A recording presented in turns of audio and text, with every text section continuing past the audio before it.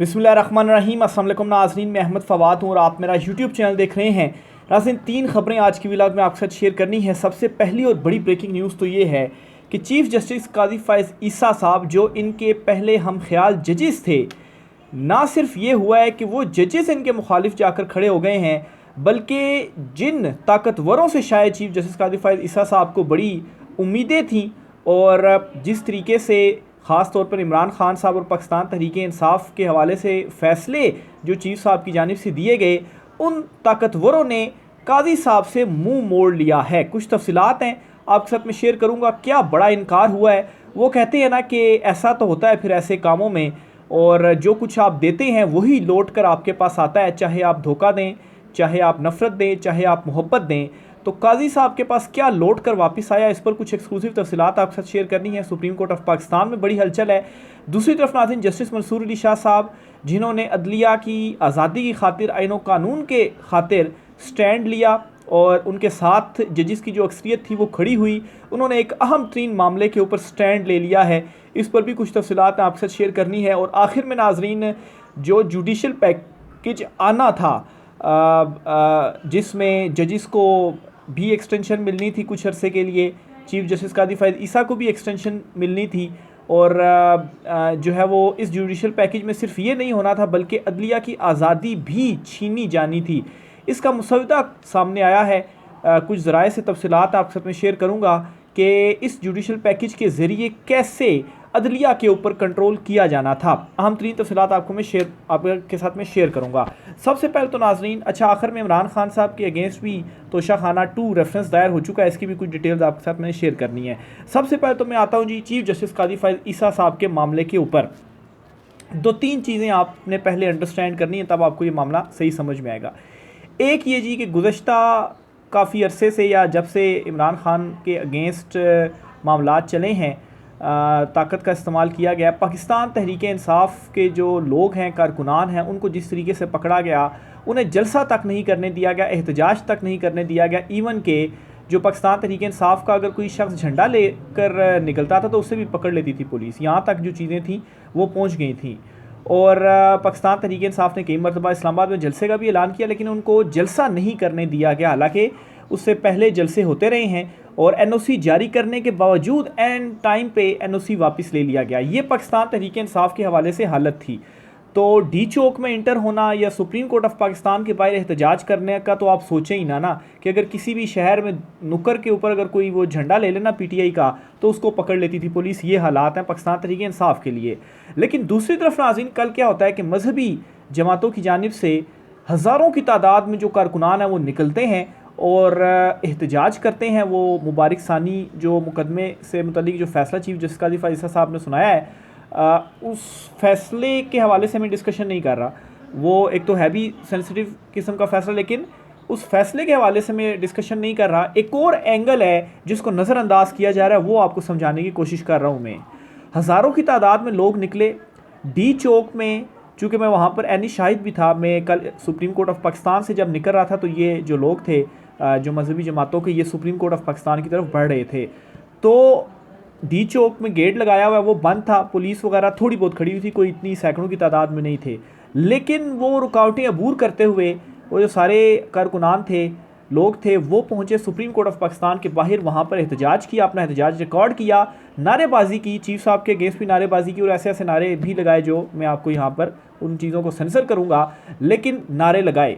अब आप देखें कि पाकिस्तान तहरीक-ए-इंसाफ़ को इजाज़त नहीं मिलती, और अगर कोशिश की जाती है पीटीआई के लोगों की तरफ से बाहर निकलने की, तो उनको ऐसे पकड़ा जाता है, झंडा उठाने के ऊपर भी पकड़ा जाता है, और पूरी पुलिस फोर्स, पूरी ताकत पाकिस्तान तहरीक-ए-इंसाफ़ के पीछे लगा दी जाती है, लेकिन उन्हें जलसा, एहतजाज, इवन के झंडा तक नहीं उठाने दिया जाता। यानी कि रियासत जो है वो अपनी मर्ज़ी के अगेंस्ट पीटीआई को इजाज़त नहीं दे रही। उनकी मर्ज़ी नहीं है तो पीटीआई वाले इस्लामाबाद तक नहीं पहुंच रहे, डी चौक तक नहीं पहुंच रहे, सुप्रीम कोर्ट के बाहर नहीं पहुंच रहे। तो ये क्या कैसे हो सकता है कि मर्ज़ी के बगैर या इजाज़त के बगैर ये हज़ारों की तादाद में एकदम से लोग आते हैं और सुप्रीम कोर्ट ऑफ पाकिस्तान के बाहर जो एहतजाज है वो करते हैं। और जो मैंने वहाँ के मनाजिर देखे, पीटीआई की बारी में तो हज़ारों की तादाद में पुलिस आ जाती है, शेलिंग भी करती है, वो खारदार तारे भी लगाती है, लेकिन यहाँ पर जो है वो सैकड़ों की तादाद में भी पुलिस वाले नहीं थे, चंद दर्जन आप कह सकते हैं कि शायद पुलिस वाले हों, यानी कि सिक्योरिटी भी आलमोस्ट पीटीआई के हवाले से अगर कंपेयर किया जाए तो ना होने के बराबर थी। तो इसका मतलब ये है कि तमाम जो चीज़ें हैं, तमाम इशारे ये बताते हैं कि किसी की ईमा पर तो चीज़ें हुई हैं, यानी कि किसी की मर्ज़ी तो थी, या जब ये आए तो इनको रोका नहीं गया उस तरह से। तो ये क्यों ऐसा किया गया? चीफ जस्टिस कादी फ़ाइज़ ईसा के अगेंस्ट एहतजाज था ना, आखिर चीफ जस्टिस कादी फ़ाइज़ ईसा साहब को क्यों इस एहतजाज के ज़रिए दबाव में लाने की जो कोशिश है वो की गई? जो फ़ैसले के हवाले से मैं पहले बता चुका हूँ, जो फ़ैसला दिया गया कादी साहब की जानिब से, जो उसके अगेंस्ट एक पहलू है, उस पहलू के ऊपर मैं डिस्कस ही नहीं कर रहा। ये एक और एंगल से मैं आपको समझाने की कोशिश कर रहा हूँ। एक तरफ पीटीआई है और दूसरी तरफ ये लोग हैं, और ये जाते हैं और कादी साहब के अगेंस्ट एहतजाज करते हैं। इससे पहले मौलाना फजल रहमान ने भी सुप्रीम कोर्ट के बाहर किया था, लेकिन वो उस वक्त के चीफ जस्टिस उमर अता बंदयाल साहब के अगेंस्ट था, तो उस वक्त तो हुकूमत भी उनके अगेंस्ट थी ना। लेकिन अब अगर सारे चीफ साहब के साथ हैं तो ये एहतजाज की जो रीज़न थी वो क्या थी, क्या दबाव है जो कादी साहब के ऊपर डाला जा रहा है? और दूसरी तरफ मैं तो ये समझता हूँ कि एक पैगाम तो यहाँ से उनको ये भी क्लियर मिल चुका है, इनकार हो चुका है कि जो एक्सटेंशन है वो तो आप भूल जाएं। एक चीज़ तो ये होगी, एक बड़ी खबर ये। दूसरे नंबर पर नाजरीन, सुप्रीम कोर्ट ऑफ पाकिस्तान में एक अहम केस समाअत के लिए मुकर्रर हुआ है, और ये है 9 मई के हवाले से।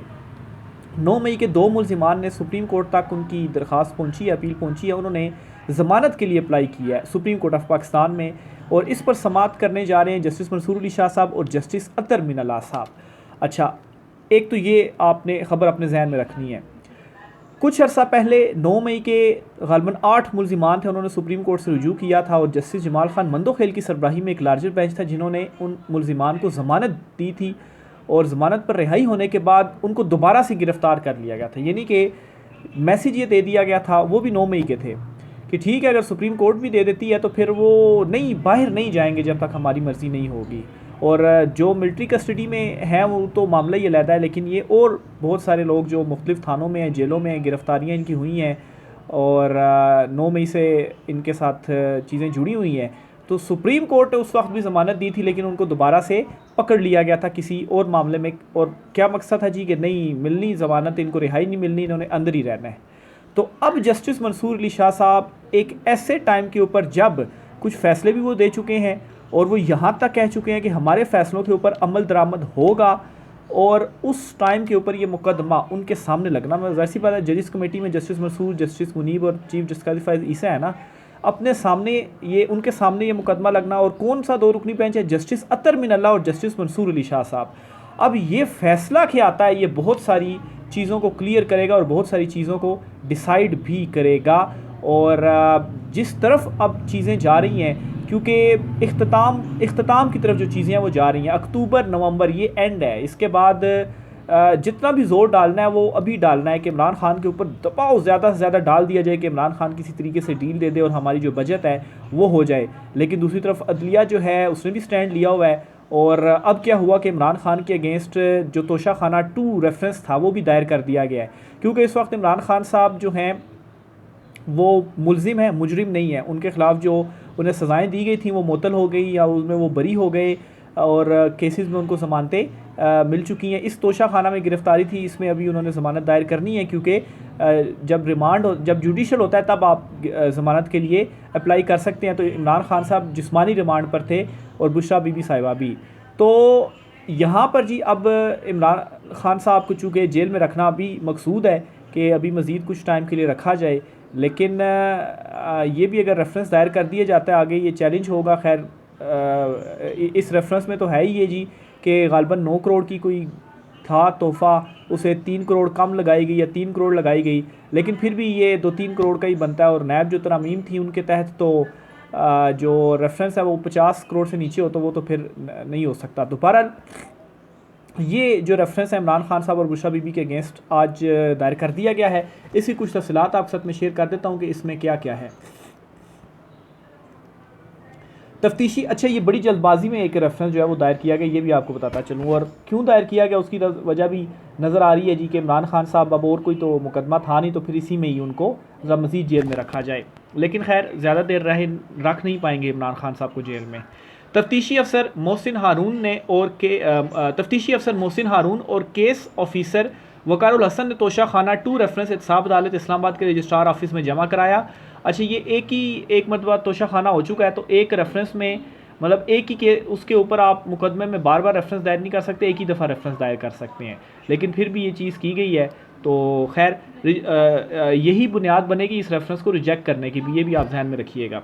रजिस्ट्रार ऑफिस छानबीन के बाद रेफरेंस को एडमिनिस्ट्रेटिव जज नासिर जावेद राना को भिजवाएगा, जो रेफरेंस समाअत के लिए अदालत को भेजने की मंजूरी देंगे। चेयरमैन नायब की मंजूरी के बाद भिजवाए जाने वाले 2 वाल्यूम पर मुश्तमिल इस रेफरेंस में इमरान खान और बुशरा बीबी को मुलजिम नामजद किया गया। 22 गवाहान की फहरिस्त भी रेफरेंस के साथ जमा करवाई गई है। केस में इमरान खान बुशरा बीबी 37 रोज़ा जिस्मानी रिमांड के बाद जुडिशल रिमांड पर जेल में हैं। गवाहों की तफसील क्या है जी? तोशाखाना रेफरेंस 2 में गवाहों की लिस्ट भी सामने आ गई, जिसमें 22 गवाहान के नाम शामिल हैं। गवाहान में Banyamin session officer Toshakhana cabinet division का नाम जो है वो सर फहरिस्त है। इसके अलावा और भी इसमें जो है वो लोग शामिल हैं जी। इसकी जो तफसीलात हैं वो कुछ इस तरह से हैं जी कि तोशाखाना रेफरेंस 2 की जो तफसीलात आई हैं, जिसके मुताबिक इमरान खान और बुशरा बीबी के ख़िलाफ़ तोशाखाना रेफरेंस 2 सऊदी वली अहद की जानिब से दिए गए बल्गारी ज्वेलरी सेट पर दायर किया गया। बुशरा बीबी को बल्गारी ज्वेलरी सेट 7 से 10 मई 2021 को दौरा सऊदिया के मौका पर दिया गया। ज्वेलरी सेट में एक अदद अंगूठी, एक अदद ब्रेसलेट वगैरह और दीगर चीज़ें थी जी। और तहकीकात के दौरान इकट्ठे किए गए शवाहिद के मुताबिक इमरान खान और बुशरा बीबी ने गैर कानूनी तौर पर बगारी ज्वेलरी सेट अपने पास रखा। डिप्टी मिलिट्री सेक्रेटरी ने 18 मई 2021 को सेशन ऑफिसर तोशाखाना को कीमत का तखमीना लगाने और डिक्लेयर करने के बारे में आगाह किया, लेकिन ज्वेलरी सेट को जमा नहीं कराया गया। बहरहाल जी इसमें मज़ीद कुछ जो इल्ज़ामात हैं वो लगाए गए हैं। तो ये जी इमरान खान साहब के अगेंस्ट और बुशरा बीबी के अगेंस्ट एक और रेफरेंस है जो कि आज दायर कर दिया गया है। आखिरी बड़ी ख़बर नाज़रीन, जो जुडिशल पैकेज लाया गया था उसका मुसवदा आखिर क्या था, उसमें क्या क्या चीज़ें थीं और किस तरीके से अदलिया को काबू किया जाता। एक तो नाज़रीन उसमें यह था कि जज को एक सूबे से दूसरे सूबे ट्रांसफ़र किया जा सकता है। यानी अगर इस्लामाबाद हाई कोर्ट के 6 जजेस डट गए हैं, अभी तो ट्रांसफ़र नहीं किया जा सकता, तो कोई जज मान नहीं रहा तो उसको उठाकर किसी दूसरे सूबे, बलूचिस्तान भेज दो, सिंध भेज दो, यहाँ पर कोई और ऐसा जज ले जो बात मान ले। मतलब ये उसके अंदर एक जो चीज़ थी वो ये इख्तियार उसमें दे दिया गया था। और फिर जाहिर सी बात है वो इख्तियार इसी तरीके से इस्तेमाल होता जिस तरीके से हम चीज़ें सारी देख रहे हैं। दूसरे नंबर पर जी अज़ खुद नोटिस और मुकम्मल इंसाफ फ्राहम करने के दायरा इख्तियार को महदूद किया जाना था। अज़ खुद नोटिस यानी कि सुप्रीम कोर्ट किसी मामले के ऊपर अज़ खुद नोटिस ले सकती है, और मुकम्मल इंसाफ फ्राहम करने का दायरा इख्तियार क्या था कि किसी केस के अंदर अगर कोई चीज़ सामने उस तरह से नहीं है या उसकी कोई फ़रीक नहीं है या कोई पटिशन नहीं है, जिस तरीके से अभी कहा जा रहा है मखसूस हिस्सों में PTI फ़रीक नहीं थी, तो सुप्रीम कोर्ट जो है वो समझती है अगर ये मामला भी देखा जाना चाहिए, इसमें इंसाफ होना चाहिए, तो उसके पास ये इख्तियार था कि वो उसमें ख़ुद से इंसाफ जो है वो कर सकती थी। तो इन दोनों दायरा इख्तियार को क्या करना था, इन्होंने महदूद करना था। तीसरा क्या था जी, अदलिया के मतलब है कि पर काटने की भी इसमें कोशिश थी। ज़ाहिर सी बात है जो इख्तियारात महदूद किए जाते। फिर सबसे इम्पॉर्टेंट ये था जी कि सीनियरिटी वाला जो असूल है इससे लागू किया जाना था सुप्रीम कोर्ट ऑफ पाकिस्तान में भी। यानी कि जिस तरीके से अभी लाहौर हाई कोर्ट है ना, वहाँ पर यह हुआ कि जस्टिस आलिया नीलम साहिबा जो कि तीसरे नंबर पर थी, उनको चीफ जस्टिस बना दिया गया और 2 सीनियर जजेस को सुपरसीड किया गया। सुप्रीम कोर्ट में ऐसा नहीं होता, जो सीनियर होता है वो चीफ जस्टिस बन जाता है। यानी कि जैसे जस्टिस मंसूर अली शाह साहब नेक्स्ट चीफ जस्टिस हैं, उसके बाद जस्टिस मुनीब अख्तर साहब हैं, ये ऑलरेडी तय है।